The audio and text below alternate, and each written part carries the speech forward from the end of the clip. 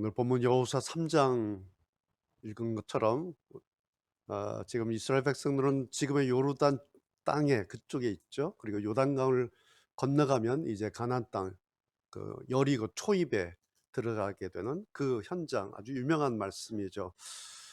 오늘 저는 그 여호수아 3장 읽으면서 금방 떠오른 말씀이 하나 있었는데, 신약에 예수님께서 하신 말씀입니다. 보시면은 마태복음 10장에 하신 그 유명한 말씀이 있죠. 내가 너희를 보내는 것이 마치 늑대 무리 속으로 양을 보낸 것과 같다. 그러므로 뱀처럼 지혜롭고 비둘기처럼 순결하여라. 예수님께서 이제 열두 제자를 부르시고 그들을 이제 사람들 속에 보내실 때의 그 심정, 예수님의 심정이 내가 너희를 보내는데 마치 너희들 늑대 무리 속으로 들어가는 그것과 같다. 그럼 사신 말씀이, 그러므로 너희들 이제부터는 뱀같이 지혜롭고 비둘기처럼 순결해야 된다. 그런 말씀을 하시면서 이제 제자들을 보내시죠. 그래서 오늘 이 말씀 생각하면서 제목도 그렇게 뱀같이 지혜롭고 비둘기처럼 순결하게라는 제목을 잡았습니다. 오늘 이것이 이제 여호수아 3장을 우리가 읽어내는 하나의 방법이 되겠다 싶습니다. 예수님께서 뱀처럼 지혜롭게, 뱀같이 지혜롭게라고 말씀을 하시죠. 여기 지혜롭게라고 하는 것은 말 그대로 이제 늑대 무리속, 그 세상에 들어가게 되는데 무슨 뜻이겠습니까? 들어갈 때에 그냥 들어오면 안 된다.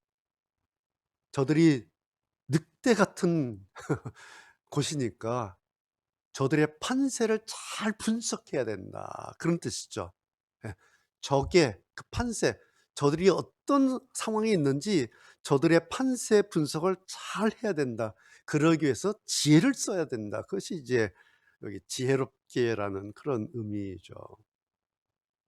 두 번째는 그런데 비둘기처럼 순결해야 된다. 비둘기처럼 순결해라. 그런 말씀도 하지 않습니까? 여러분, 순결하면 떠오르는 이미지가 뭐죠? 언제 씁니까? 신랑 신부 쓸 때 그런 용어죠. 신랑과 신부, 온전한 사랑 혹은 서로가 서로에 대해서 절대적인 신뢰를 한다라고 할 때에 신랑 신부를 쓸 때 우리가 이 순결이라고 하는 용어를 씁니다. 오늘 성경을 가져오면 하나님에 대해서 절대적으로 신뢰하는, 마치 신랑이 신부에게, 신부가 신랑을 신뢰하듯 우리가 그렇게 하나님을 절대적으로 신뢰하는 것, 그것을 순결이라는 개념으로 예수님께서 말씀을 하십니다. 여러분, 지난주 2장에서 이제 여리고 가나안 정탐 보고 끝났죠. 그래서 오늘 그래서 2장 마지막 24절 보면 정탐꾼들이 이런 말을 합니다. 우리가 가서 보니까 여호와께서 그 온 땅을, 가나안 온 땅을 우리 손에 붙이셨습니다. 그래서 가보니까 그 땅에 사는 사람들 마음들이 다 녹아내려 있고 뭐 덜덜 떨고 있습니다. 이렇게 보고를 하지 않습니까? 그럼 남은 일 뭐예요? 공격 앞으로, 이거 하나 남은 겁니다. 그래서 오늘 3장 1절 시작하면서 보면은 이렇게 돼 있죠. 3장 1절 다시 보시면, 이튿날 보고 듣고 바로 그 다음 날 여호수아는 아침 일찍 일어났습니다. 그래서 여호수아는 이스라엘 백성들과 함께 시딤을 떠나서 정착 머물러 있던 곳을 떠나서 이제 이동을 하죠. 어디까지? 요단강까지. 이제 요단강 흐르는 그 마지막 거기까지 이제 갑니다. 그리고 거기에 이제 진을 치죠. 여기 보면 3장 1절 보시면 이튿날 나오죠.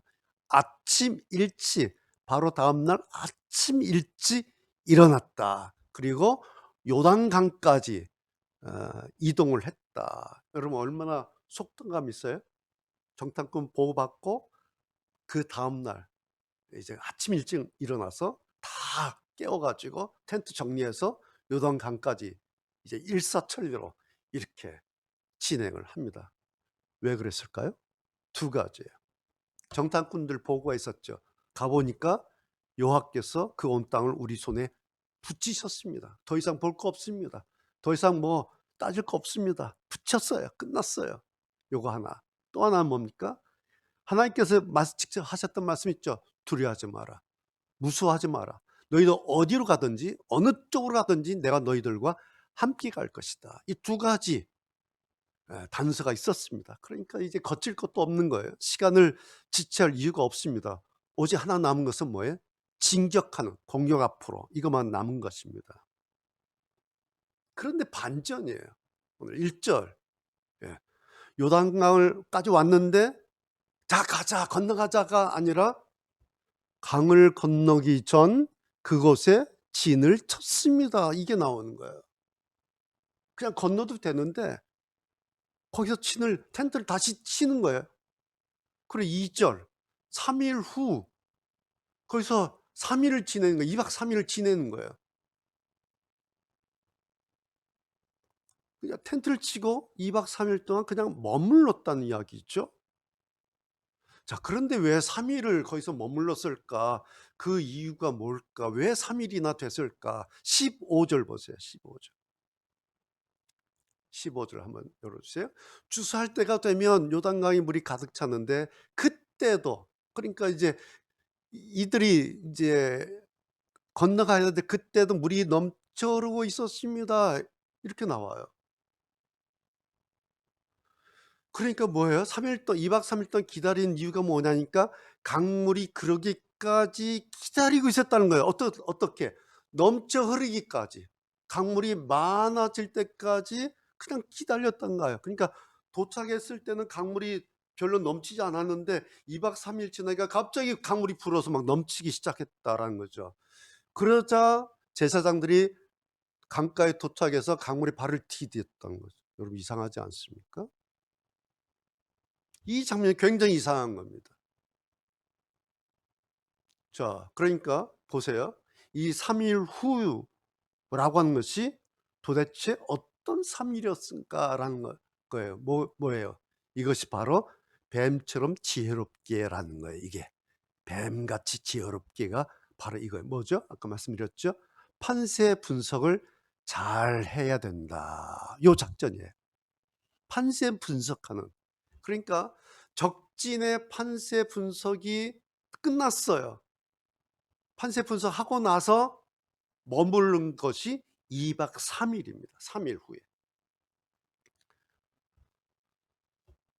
자, 여러분 생각해 보세요. 요단강을 이제 건너야 되잖아요. 요단강을 무사히 건너기 위해서는 어느 쪽 판세를 읽는 게 중요합니까? 다시 말씀드려서 자기들 판세를 읽는 게 중요합니까? 아니면 저쪽 가난 사람들 판세를 읽어내는 게 중요합니까? 어느 쪽 판세가 중요해요? 우리들 판세가 중요합니까? 저쪽 적의 판세가 중요합니까? 자, 이스라엘 사람들 쪽에서는 공격하기 가장 좋을 때가 언제예요? 지금이에요. 건기 때. 물이 아직 넘치지 않은 물이 야트막할 때 요때가 강을 건너기 가장 좋은 때입니다. 그러니까 도착하자마자 그냥 그날 건너면 제일 좋은 때예요. 그런데 저쪽에서는 어때요? 저쪽에서도 최고 비상 건널 때가 그때예요. 왜? 자, 봐라. 지금 강물이 얕으니까 지금 저놈들 지금 건널 때야. 요단이 말랐을 때 이스라엘이 우리를 공격할 거다라고 가포 비상령 내릴 때가 바로 이때예요. 그러니까 건기 때는 최악의 공격 시점이에요. 왜냐하니까 우리는 좋은데 저들은 비상령이 1호 비상이에요. 왜 아니까. 이해가 되시죠? 그러니까 여러분 뭐예요? 물이 얕다고 쉽게 건너가는 게 능사가 아니에요. 그것은 눈 뜨고 사자굴 그냥 들어가는 겁니다. 그때는. 그런데 이제 강물이 2박 3일 기다리다 보니까 이제 강물이 넘쳐요. 그럼 어떻게 해요? 저쪽은 자요. 강물이 넘치면 가나안 여리고 쪽은 그냥 창 내려놓고 자는 거예요. 왜요? 이런 생각하는 거죠. 야, 강물이 이렇게 넘치는데 이걸 건널 수 있겠어? 못 건너와. 자, 쉬자. 잠깐 쉬고 무기 내놓고 쉬시. 저쪽은 그런 겁니다. 그래서 바로 이때가 최적의 공격 포인트예요. 이것이 3일 후라는 겁니다. 이것이 뱀처럼 지혜롭게라는 거예요. 그런데 만약에 이때 그래도 하나님께서 책임진다 하셨으니까 자 우리 뭐 이것저것 따질 거 없어. 하나님 믿고 비둘기처럼 순결하게 그냥 봐. 지금 강물 얕고 좋잖아. 지금 노인도 있고 애들도 있는데 지금 건너는데 지금 최적이야. 뭐 하나님 우리 지켜주신다니까 가는 거야라고 탁 건넜다면 어떻게 됐을까요? 저쪽에서 지금 매복하고 있는 거예요. 여리고 사람들이 딱 매복하고 있다가 아니나 다를까 건너오잖아요. 불화살 날아가는 거죠. 불폭탄 날아가는 거죠. 뭐 불기름 그냥 날아가는 겁니다. 그래서 중간에 가나안 땅 밟아보지도 못하고 강바닥에서 전멸했을 겁니다. 그랬다면 40년 광야 말짱 도루묵되는 거죠.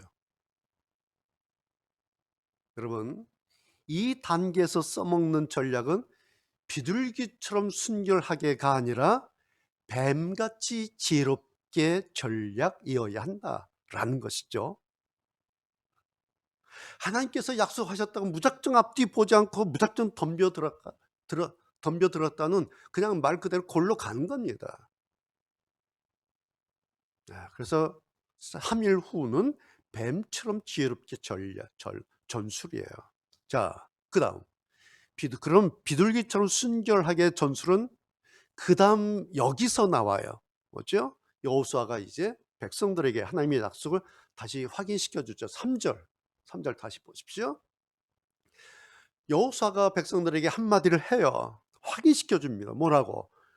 여러분은 제사장들과 레위 사람들이 여러분의 하나님 여호와의 언약궤를 메고 가는 것을 이제 보게 될 것입니다. 그러면 여러분은 그 언약궤를 메고 가는 것을 보면 그때 지금 있는 곳을 떠나 그 뒤를 따라가면 됩니다.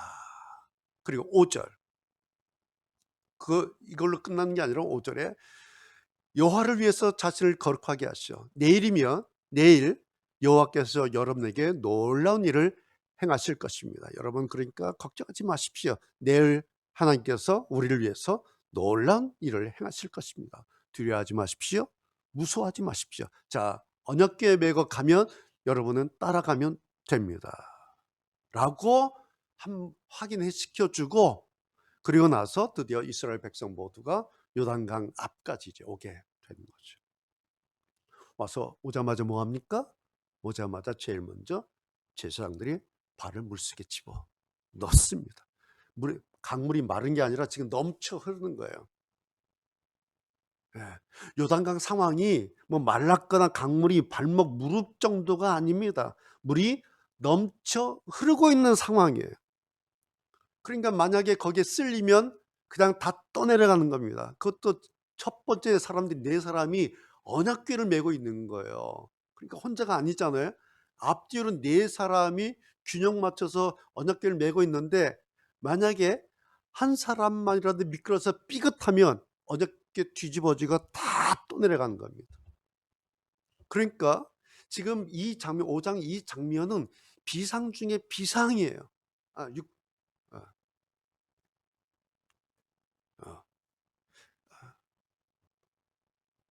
그러니까 온 백성이 또 뒤에서 다 이거 보고 있어요. 제사장이 첫 발을 디뎌내는 그 장면을 온 백성이 뒤에서 다 보고 있죠.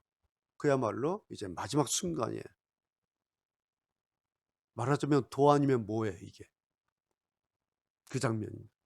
그런데 이 사람들은 이 제사장들은 도박판에 윷을 든 게 아니라 하나님의 약속을 손에 들었다라는 겁니다.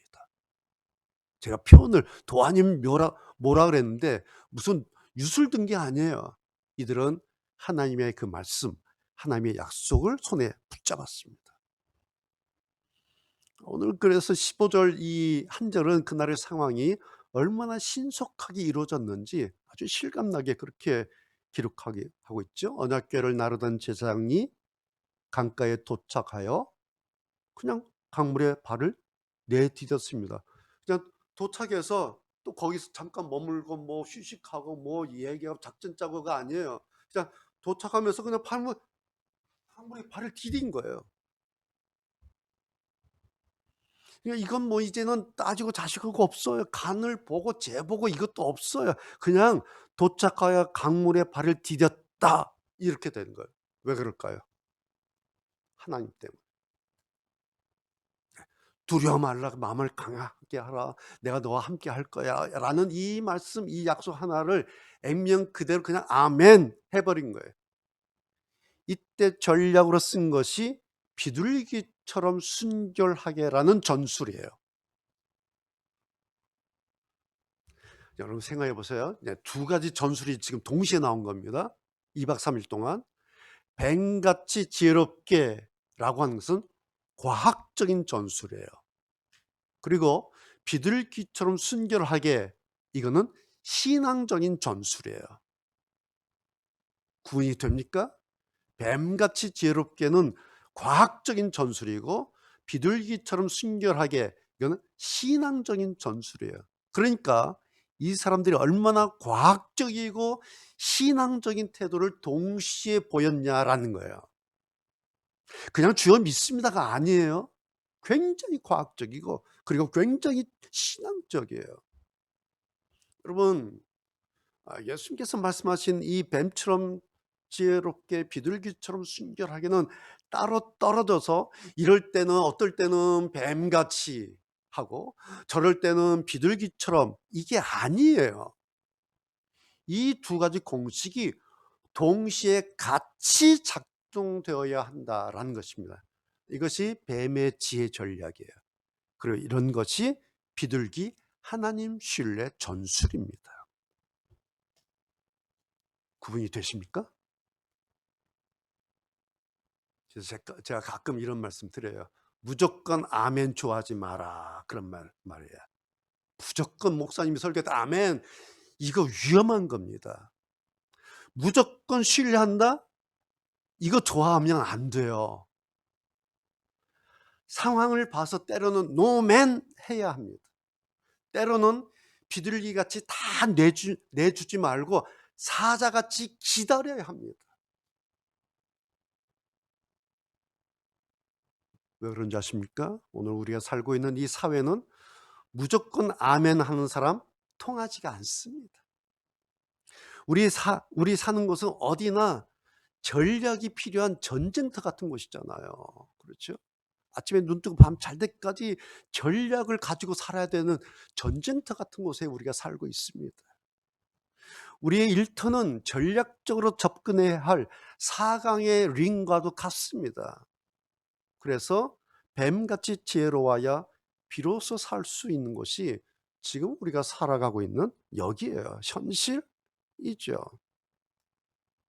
사람들은요, 오늘 우리 사회는 비둘기같이 순결한 사람 존중하지 않습니다. 그러나 하나님 신뢰하는 사람은 하나님이 외면하지가 않습니다. 그래서 한쪽을 향해서는 뱀같이 지혜로워야 하고, 다른 한쪽을 향해서는 하나님 신뢰하는 마음 잘 유지하고 그렇게 살아야 합니다. 이것이 우리 신앙이 가지고 있는 양면성이라고 하는 것입니다. 여러분, 우리 신앙이 쉽지 않은 이유가 바로 이거예요. 이 양면성의 균형을 잡는 것이 그렇게 쉽지 않기 때문에 그렇습니다. 머릿속 이론으로는 아주 간단해요. 그리고 선명해요. 그런데 이것을 상황에 맞춰서 자기 때에 맞춰서 균형 있게 그렇게 맞춰서 우리가 적응하는 것은 그렇게 쉬운 게 아니죠. 우리가 늘 좀 이렇게 균형이 맞춰지지 않아서 이렇게 실수하고 넘어지는 이유가 바로 이 균형 때문에 그렇습니다. 그 대표적인 예로 들을 수 있는 인물이 구약의 히스기야 왕이에요. 여러분 히스기야 왕 잘 아시죠? 기억나시죠? 여러분이 알고 계신 그 히스기야 왕은 성공한 왕이었을까요? 실패한 왕이었을까요?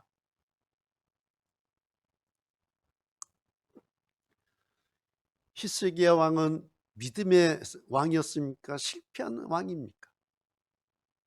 우리가 히스기야 하면 떠오르는 게 뭐예요? 죽을 병 걸렸는데 벽 보고 돌아앉아서 하나님께 고쳐달라고 기도해서 응답받았잖아요. 그래서 병 고침 받아서 15년 생명 연장 받았어요.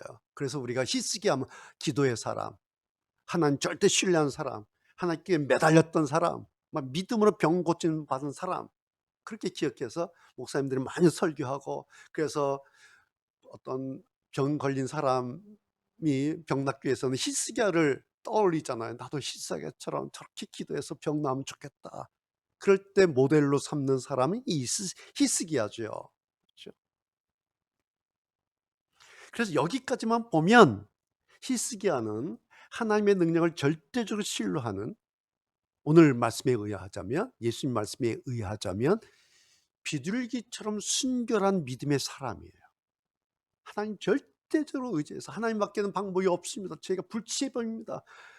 의사도 약도 없습니다. 그러니까 그냥 벽 보고 하나님 아니면 난 죽습니다 라고 기도해서 하나님만 붙잡고 기도했는데 하나님께서 응답해 주셔서 살았어요. 15년. 요 히스기야는 비둘기처럼 순결한, 하나님 절대 순결한 사람이에요. 그래서 우리가 목사님들이 많이 설교하죠. 여러분 히스기야처럼 우리가 그렇게 기도해야 됩니다. 그럼 다 아멘하고 나도 히스기야처럼 그렇게 기도해서 응답받고 그래야지. 좋아요. 그런데 여러분, 어떤 사람의 신앙을 말하려면, 특별히 성경의 인물을 말하려면 그 사람의 마지막까지 전체를 보고 이 사람이 어떤 사람이다라고 평가해야 됩니다. 그래야 성경이 말하려고 하는 그 의도를 정확히 알 수가 있습니다. 자, 히스기야가 그렇게 병 낫고 15년 생명 연장 받죠. 그래서 다시 왕으로 통치하게 됩니다. 바로 그때 이제 병 낫고 다시 통치할 때에 바벨론 왕이 히스기야가 아팠다는 소리를 들은 거죠. 그래서 이제 문병하기 위해서 편지를 써서 그 예물을 준비해서 사신을 보내지 않습니까? 히스기야에게. 그러니까 히스기야가 그 사신을 맞이하면서 얼마나 기뻤겠어요. 이제 병도 낫고 또 바벨론 왕이 또 인정해서 이렇게 사신을 통해서 예물도 보내주고 친소도 보내주고 얼마나 신나고 얼마나 자랑스럽겠습니까. 이제 내 왕국 시대가 다시 열리는구나. 그러면서 이 사람들에게 너무 좋아가지고 한 가지 일을 하죠. 뭘 합니까? 왕의 보물고 창고를 보여줘요. 그리고 무기고를 열어서 우리나라 지금 무기가 이렇습니다라고 다 보여줘요. 보물고를, 창고를 그냥 열어줘요. 자랑을 해버려요. 자기는 왕으로서 신이 나서 병 고침 받아서 이제 다시 왕이 되니까 자랑한 거예요. 예? 우리나라 이렇게 멋있다. 내가 이렇게 왕을 황금을 많이 가지고 있다. 자랑한 겁니다. 근데 이게 뭐예요? 예, 국가 기밀. 군사 기밀을 그냥 적에게 그냥 넘겨준 거예요. 자기는 15년 생명 연장돼서 더 살았을지 몰라도 결국 이스라엘의 남유다 왕국은 이 일이 단초가 돼서 나중에 멸망하게 됩니다. 자, 잘 보세요. 병들어 죽게 됐을 때는 비둘기처럼 순결하게 하나님 신뢰하고 온통 기도에 전념했던 사람이 그러고 나서 적들에게는 비밀 벙커 다 열어서 다 보여준 거예요. 뭐 한 겁니까? 뱀같이 지혜로워야 했는데 히스기야가 공작새처럼 활짝 날개 펴서 다 보여준 겁니다. 그러고 망했습니다. 자기만 망하고 끝난 게 아니라 자기 민족 망하게 했어요. 그 사람이 히스기야입니다. 왜 그랬을까요? 비둘기의 순결은 챙겼어요. 그런데 뱀의 지혜 전술에는 실패했기 때문에 그런 겁니다. 여러분, 히스기야가 살았던 왕국이었습니까? 아무리 백향목 황금으로 꾸몄어도 거기는 호시탐탐 적들이 노리는 사각의 링이에요. 말이 왕궁이지 실제로는 거기는 스파이 천국입니다. 그러니까 뭐예요? 히스기야가 무지했구나라는 겁니다. 자기는 왕궁인 줄 알았는데 왕궁이 아니에요. 거기는 스파이 천국이에요. 그거 몰랐던 겁니다. 비둘기 순결로 15년 더 생명 연장은 했을지 몰라도 뱀의 전술에 실패해서 두고두고 히스기야는 불명예 전당에 이름을 올린 그런 인물로 끝났어요. 그것이 그 유명한 히스기야 왕입니다. 원인이 뭐예요? 뱀의 지혜와 비둘기 순결, 이 밸런스를 맞추지 못했다라는 거예요. 기울어 버렸어요. 뱀의 순결은 막 100이었는데 비둘기 순결은 100이었는데 뱀의 지혜 전략은 제로였어요. 그래서 망했어요. 이 저울이 터져 버렸어요. 여러분, 우리가 성경을 볼 때요, 여러분 성경 읽으실 때에 그냥 무턱대고 그냥 줄줄 읽어대면 안 돼요. 이런 거 눈여겨 보셔야 돼요.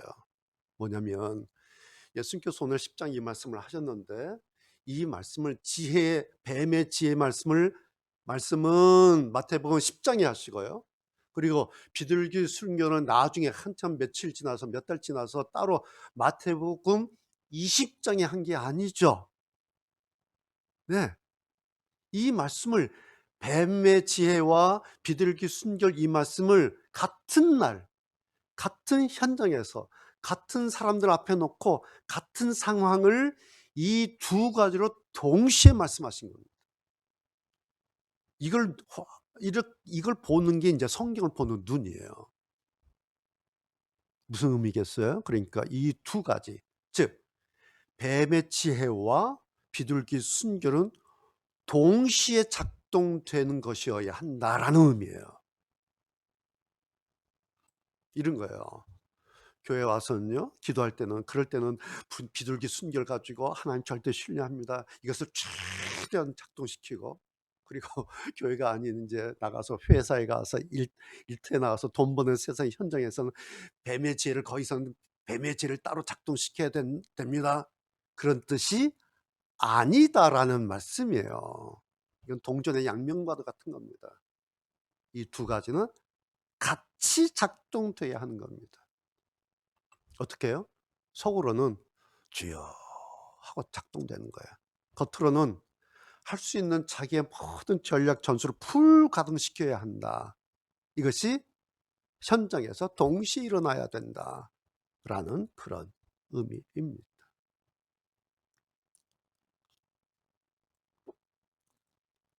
오늘 이 두 가지 현장을 동시에 보여주고 있는 것이 오늘 우리가 읽고 보고 있는 이 여호수아서 3장의 이 장면이에요.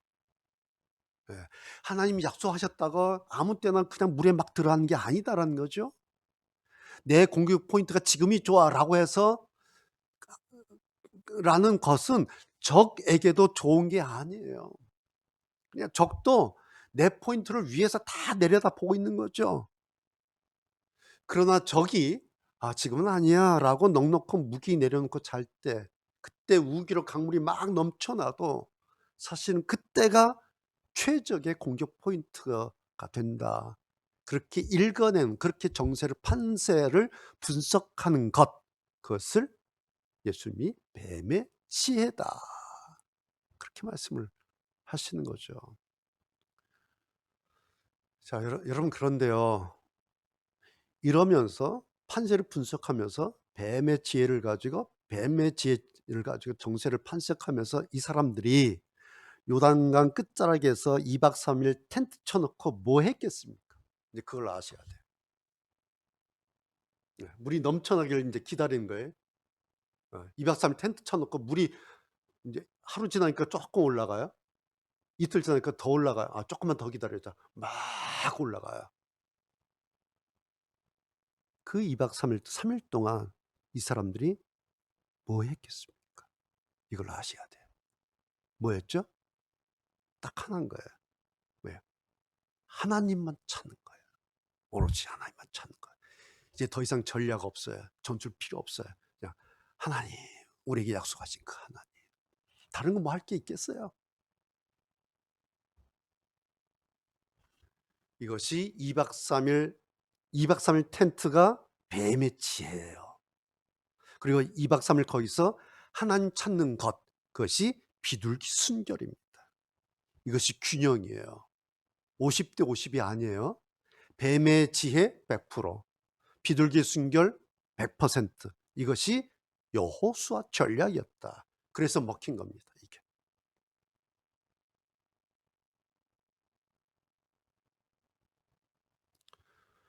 이게 왜 먹혔겠어요? 예수님께서 당신의 12 제자 세상에 보내시면서 말씀하신 것처럼 "내가 너희들 보니까 늑대 무리 속으로 양을 보낸 것 같다." 그거예요. 여러분 그렇다고 해서요, 세상이라고 하는 것이 단지 나쁜 세상이란 뜻이 아니에요. 세상은 그냥 우리가 살아야 할 세상이죠. 여러분 세상을 보고 '나쁜 세상, 저건 나쁜 세상이야. 흑암의 세상이야. 더러운 세상이야.' 그러면 산속 들어가면 되는 거예요. 그게 아니라면 여기서 먹고 살아야 합니다. 우리 대부분 사람들 그렇고 있지 않습니까? 그러면 답은 분명해요.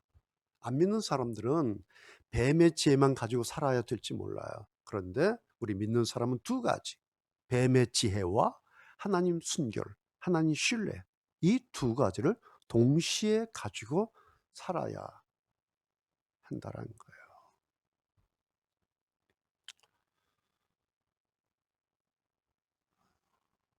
우리 학교에서 공부를 하죠. 직장에서 일하죠. 그러면서 키워야 하는 게, 키워내는 게 뭐죠? 그것이 뱀의 지혜예요. 학교에서 공부하면서 직장에서 일하면서 경험을 쌓으면서 얻는 것이 뱀의 지혜를 키우는 겁니다. 그러면서 예배에서 하나님 말씀으로 믿음으로 키우는 게 뭐죠? 그것이 비둘기 순결이에요. 하나님 신뢰.